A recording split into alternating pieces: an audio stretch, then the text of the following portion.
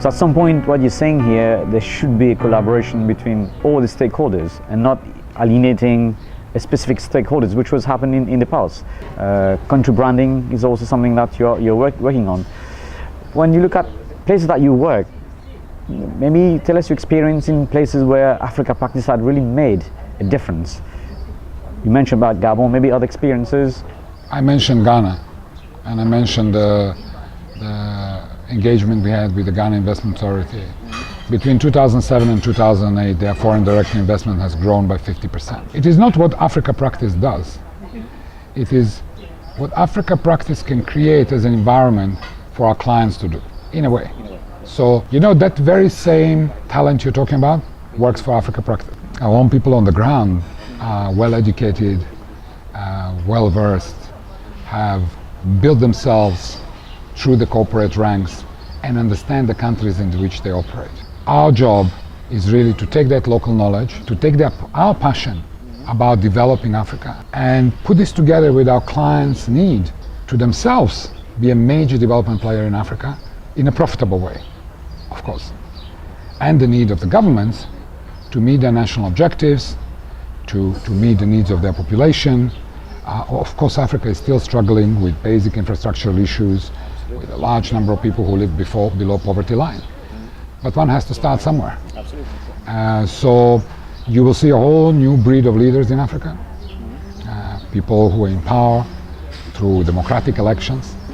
And more importantly, you will see a whole new breed of corporate leaders. Just look at the top 50 most influential leaders in the world. The list is compiled regularly by Financial Times, and you will find quite a few Africans there. Yeah, absolutely. Yeah. The other thing I was going to talk to you about, well, we can discuss, is the aspect of sector growth. I mean, there are different sectors, from agriculture to mining to primary production. Where are the FDI or the investment going at the moment? Is there any particular sectors? I mean, you mentioned the likes of telecom, for example. This varies from country to country. The needs that are unsatisfied are huge. There is obviously a huge need for infrastructural development. The agriculture is still underdeveloped in Africa. Africa can produce many times the food they're currently producing, both for its own population and for export. But there is also a need for development in knowledge sector. I will give you an example of, I'm very biased, you know, apart from Mauritius, I'm also very pro-Kenyan. That doesn't mean that I don't support other countries in Africa, and we are very strong in Nigeria as well. But I would say, look at the system that was developed in Kenya for mobile payments called M-Pesa. M-Pesa has transformed the economy. The people in a micro, not SME sector, but micro sectors are now able to participate. They were not banked until yesterday. Now there are 10 million people who can receive their payments over mobile phones. They can do business. Even a mama who sells just a few bananas on the roadside can accept a payment through her mobile phone. So the need to create an infrastructure is obviously huge, both telecommunication infrastructure, but also for education. And also to create opportunities for African talent to create knowledge companies like M-Pesa. M-Pesa is now spreading all over the world. So there is also a lot of provision of healthcare, which is needed. Which is very much needed. The governments in Africa are managing to meet certain need at the very primary, I would say secondary and tertiary level of healthcare as well. But there's a huge need for public partnerships in providing affordable housing, in providing affordable healthcare, in building universities. In Africa, the number of students who go to university is increasing every year, and the percentages of growth are just stunning. Yeah. And when we talk about these sort of, I call that a quantum leap in terms of paradigm shift in how things have moved so quickly. Had it been just the government trying to do something or the NGO doing something, I would have taken a much longer time.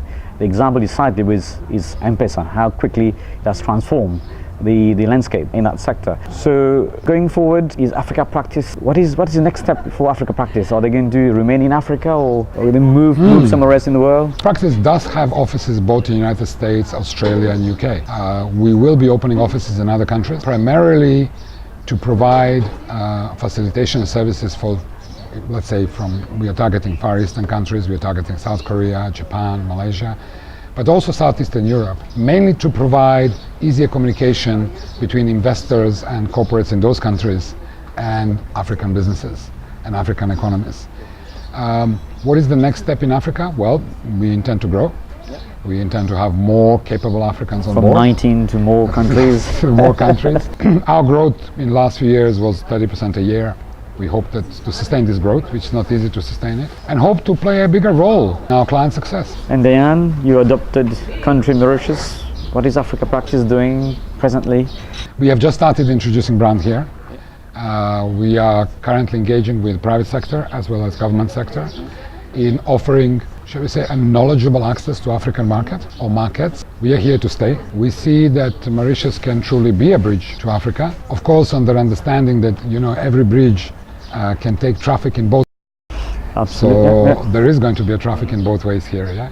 So in that sense, we are taking it slowly here. There is nothing we know about Mauritius that is not already known. There is nothing that we want to instruct or command, but we want to be partners in it. We believe that we can bring that what Mauritius has to offer to other African countries. I think Mauritius has a huge thing to contribute to African development. Recently, Mauritius has been unfairly targeted by some of the NGOs, mind you, mostly NGOs from outside Africa who are operating in Africa, without taking into consideration that Mauritius should be taken as an example of good governance, as an example of making how to make an environment in which foreign investors feel comfortable. So we see Mauritius as a partner of many African governments, and already Mauritius government is partnering with many governments in Africa, trying to support their own efforts in attracting foreign investment. I think our government has invested a lot, and I understand we'll invest even more. In Africa Practice just hopes to be there to provide support, communication, maybe connections, and really knowledge and expertise on the ground. Really, you need to be on the ground. Deyan, a typical global citizen, way spreading your knowledge and making things happen. It was a pleasure having you on our show. Thank you so much. Thank you for inviting me.